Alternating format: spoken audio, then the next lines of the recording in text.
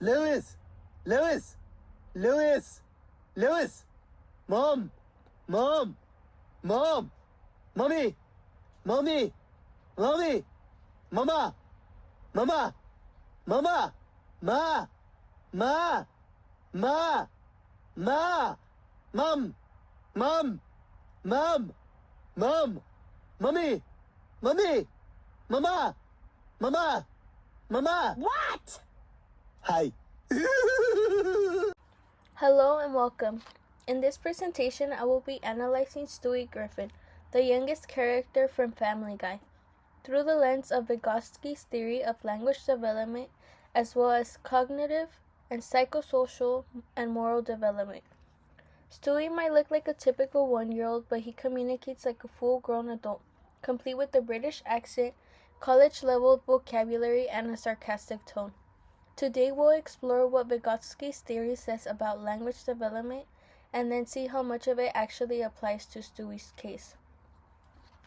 Stewie Griffin is a 1-year-old baby, but his speech is far beyond what any real infant could do.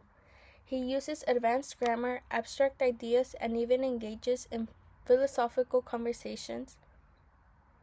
He also talks to himself a lot, which reflects internal thoughts, planning, and emotional processing. Vygotsky believed that language develops primarily through social interaction.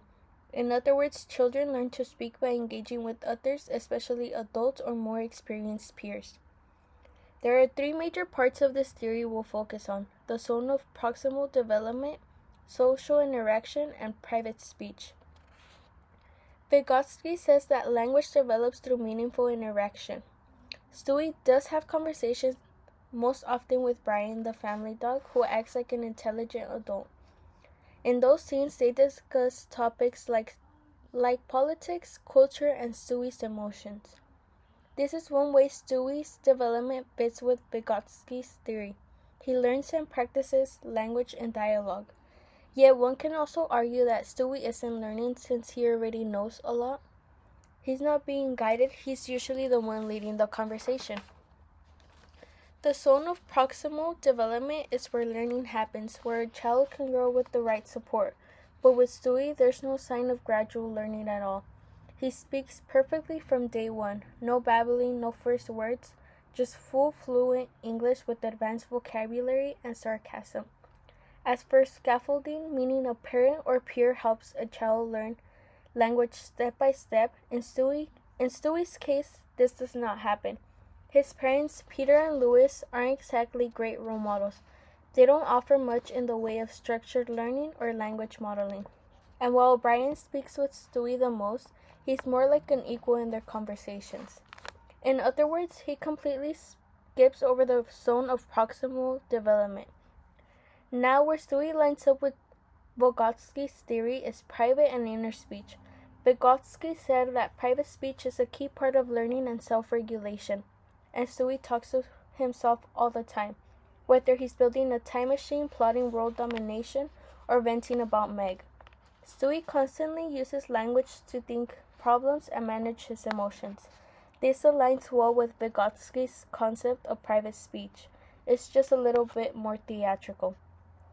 While we see elements like private speech and peer interaction, Stewie's speech is way too advanced for his age. He shows no real signs of learning language gradually.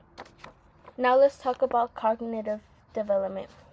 Piaget described 4 stages of cognitive development, starting with sensorimotor stage from birth to age 2. At this stage, children learn through sensory experiences and physical interaction.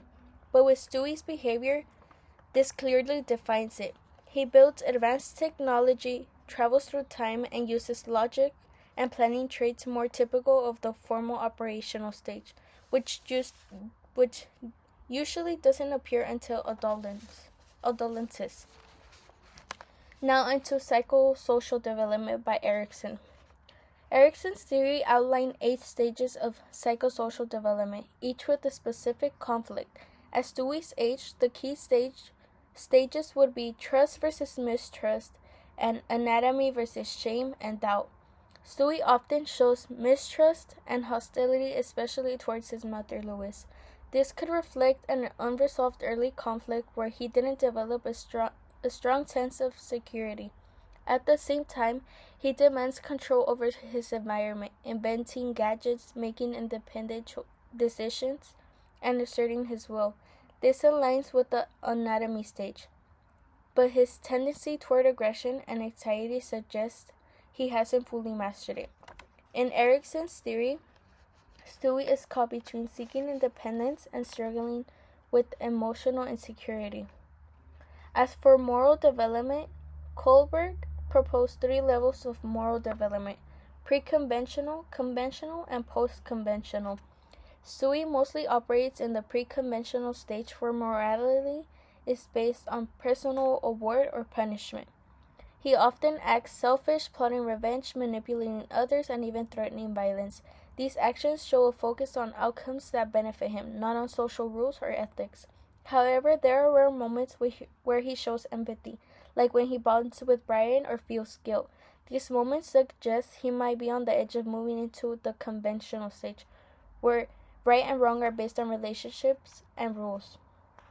Still, most of the time, Stewie's morality is driven by ego and self-interest.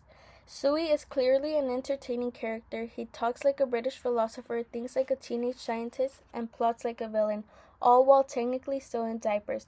While Vygotsky's theory gives us a few tools to understand his behavior, like private speech, an idea of peer interaction, most of Stewie's abilities stretch far beyond what any real child could do. He skips entire developmental stages, from language learning to moral reasoning, and functions more like an adult trapped in a baby's body. This concludes my presentation on Stewie. Thanks for watching and listening. But, Brian, I don't want to lose anybody. I don't want to lose anybody. Oh my God, just stop, just stop it. Brian, I love you.